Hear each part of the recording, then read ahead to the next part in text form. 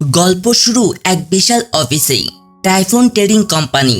এখানে একদল সাংবাদিক এসেছে কোম্পানির কর্মীদের সঙ্গে কথা বলতে। কোম্পানির সবচেয়ে প্রভাবশালী মানুষ, যে কিনা কোম্পানির মালিক জিন ইয়ং, যিনি কঠোর পরিশ্রম ও শৃঙ্খলার জন্য পরিচিত। তার অধীনে কাজ করেন পরিচালক মিয়ান, ম্যানেজার মাজিন, সহকারী ম্যানেজার সং জং এবং আরও অনেক কর্মী। এর মধ্যেই প্রবেশ করে আমাদের গল্পের নায়িকা মি সং। মি সং অতি সাধারণ একটি মেয়ে। তিনি অফিসের বুক কিপার, কিন্তু তার কাজ এখানেই থেমে নেই। চা বানানো থেকে শুরু করে অফিস পরিষ্কার করা, সব কাজই হাসি মুখে করেন। সাংবাদিক জিজ্ঞেস করে, তোমার কাজটা কি কঠিন মনে হয়? মি সং হেসে উত্তর দেন, এটা এখন আমার প্রতিদিনের রুটিন। আমি এখানে দিনে 11 ঘন্টা কাজ করি। অন্যদিকে গল্প ঘুরে যায় আমাদের হিরোর দিকে, টাইসনের কাছে। তিনি তার বন্ধু নামো এবং ইয়েসংয়ের সঙ্গে একটি বাড়ি এসেছেন। মজার বিষয় হলো, টাইসন আসলে টাইফুন ট্রেডিং কোম্পানির মালিক জিন ওয়ানের ছেলে, কিন্তু সাধারণ মানুষের মতো জীবনযাপন করতে ভালোবাসেন। বারে ঢুকতে সবাই তাকিয়ে দেখে তিনি যেন একদম সিনেমার তারকা। বন্ধুরা মঞ্চে উঠতে বললে তিনি আনন্দে নাচতে শুরু করেন। ঠিক তখনই তার পেজারে ভেসে ওঠে এক মেসেজ, আমি তোমাকে ভালোবাসি। মেসেজ পড়তে পড়তে তিনি ভুল করে অন্য এক রুমে ঢুকে পড়েন। সেখানে একজন মেয়ে ইউরিম এগিয়ে এসে বলে, তুমি কোথায় ছিলে?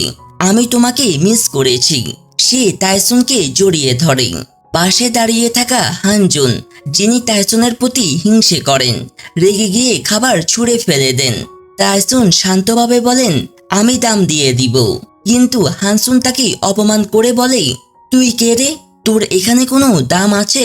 এই অপমানের পরেও টাইসন ঝড়গা এড়িয়ে চলে যেতে চান, কিন্তু হানজুন এক ওয়েটারকে মারতে শুরু করলে টাইসন থামাতে এগিয়ে যান। মুহূর্তেই পরিস্থিতি উত্তপ্ত হয়। হানজুন একটি গ্লাস ছুঁড়ে মারেন, রক্ত ঝরে টাইসনের মুখ থেকে। এবার টাইসন চুপ থাকেন না, তিনিও পাল্টা মারেন এবং বন্ধু নামকে নিয়ে দ্রুত বেরিয়ে যান। পরের দৃশ্যে দেখা যায়, মি সং এক কলেজে ভর্তি পরীক্ষা দিতে গেছেন, কিন্তু জানতে পারেন সব সিট ইতিমধ্যেই ভরাট হয়ে গেছে। তিনি টাকা দিতে চাইলেও টাকাও যথেষ্ট নেই। অন্যদিকে টাইসন এবং নামো পুলিশ স্টেশনে ধরা পড়েছে। এখানে প্রবেশ করেন দুই মা, নামোর মা ইউলন এবং টাইসনের মা জিমিং। ইউলং রেগে বলেন, আমার ছেলেকে ঝামেলায় ফেলেছস কেন? জিমিং শান্তভাবে বলেন, আমার ছেলে খারাপ নয়। তখনই হাজির হন টাইসনের বাবা জিন ইয়ং।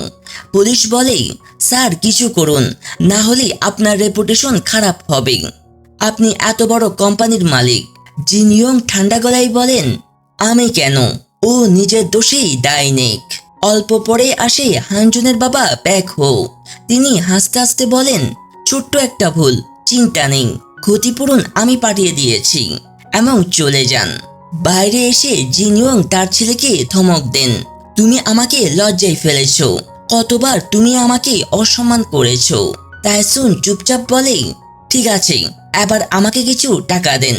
বাবা আর না সহ্য করে তাকে থাপ্পড় মারেন। টাইসন কিছু না বলে চলে যান। বাসে চেপে দূরে এক ফুলের বাগানে চলে আসে। সেখানে ফুলগুলোর দিকে তাকিয়ে বলেন, বাবা আজ প্রথম আমাকে মেরেছেন, কিন্তু কেন আমি ঝড়গা করেছি তা জিজ্ঞেস করলেন না। তিনি গান চালিয়ে নাচতে শুরু করেন, যেন মন খুলে বাঁচতে চান।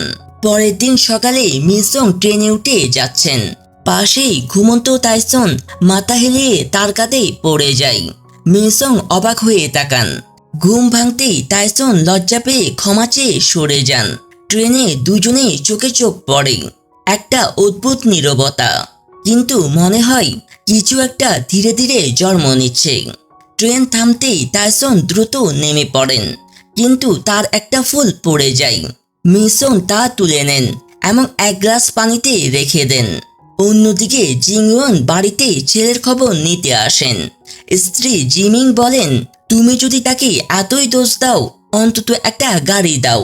জিং ইয়ং ঠান্ডা গলায় বলেন, ওকে উপার্জন করতে শিখতে হবে। সারাদিন বাসায় পড়ে থাকে, কাজকাম কিছুই নেই, তাকে চাকরি করতে হবে। টাইসনের একটা অভ্যাস ছিল, সে প্রতিদিন রাতে তার বাবার জুতাটি পরিষ্কার করে রাখতেন। তিনি বাইরে বেরিয়ে জুতা নোংরা হলে নিজের রুমালেই মুছতে থাকেন। পরে টাইসন বন্ধুর ডাকে আবার শহরে ফিরে আসে। নামও বলে, আজ একটা ট্যালেন্ট শো আছে, তুই অংশ নে। আমিও অংশ নিচ্ছি। টাইসন প্রথমে রাজি হয়নি, কিন্তু শেষে অংশ নেন। মঞ্চে উঠে হাসি মুখে বলেন, আমি টাইসন, আমি ফুলকে ভালোবাসি। এক মেয়ে প্রশ্ন করে, তোমার প্রিয় ফুল কি? টাইসন বলে, কসমস। এটা সাধারণ নয়, নমনীয়। এইদিকে অফিসে জিংওয়ান ঘোষণা করেন, একটা বড় কোম্পানি আমাদের সঙ্গে চুক্তি করতে চাই। সব কর্মীরা অনেক আনন্দিত, কিন্তু মিসং ওনাকে সতর্ক করে বলে, এতে ঝুঁকি অনেক। আপনি কি চান তাদের সাথে চুক্তি করতে? আমার মতে এখন সিদ্ধান্ত না নিলেই ভালো হয়। গল্প এবার মিসং এর বাড়িতে যায়। তার ছোট বোন মিহো, ছোট ভাই বিয়াম আর দাদি ইয়ুমবুন সবাই একসাথে থাকে। মিহো গোপনে ইন্টারভিউ দিতে চাইলে মিসং ধরে ফেলে। এমন মজার ছলে তার ডেটিং বই পড়ে শোনায়। দুজনের মধ্যে হালকা ঝগড়া হলেও ভালোবাসার বন্ধন অটুট থাকে।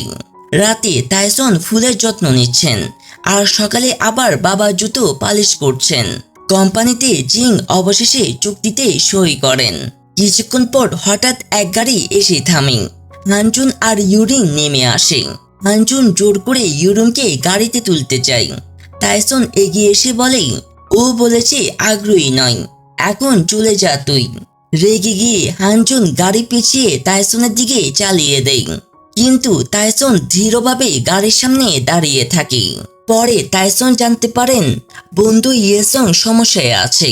তিনি তাকে খুঁজে বের করে বলেন, তুমি পালাচ্ছ কেন? মুখে কি হয়েছে? ইয়েসং কেঁদে বলে, দয়া করে চলে যাও, না হলে তুমিও বিপদে পড়বে। কিন্তু টাইসং তার হাতে কিছু টাকা, ঘড়ি ও লকেট দিয়ে বলেন, এগুলো রাখ, তোর মায়ের কাছে ফিরে যা। এইদিকে জিন হঠাৎ অসুস্থ হয়ে পড়েন। কোম্পানির ভেতর হইচই পড়ে যায়। খবর পেয়ে টাইসন হাসপাতালে ছুটে যান। পথে তার সঙ্গে মিসংয়ে ধাক্কা লাগে। দুইজন একে অপরকে চিনলেও কেউ কিছু বলেননি। টাইসন মাকে জিজ্ঞেস করেন, বাবার কি হয়েছে? জিমিং কাঁদতে কাঁদতে বলেন, ডাক্তাররাও কিছুই বুঝতেই পারছেন না, ওনার কন্ডিশন অনেক খারাপ। সন্ধ্যায় মিসং খাবার নিয়ে হাসপাতালে যান।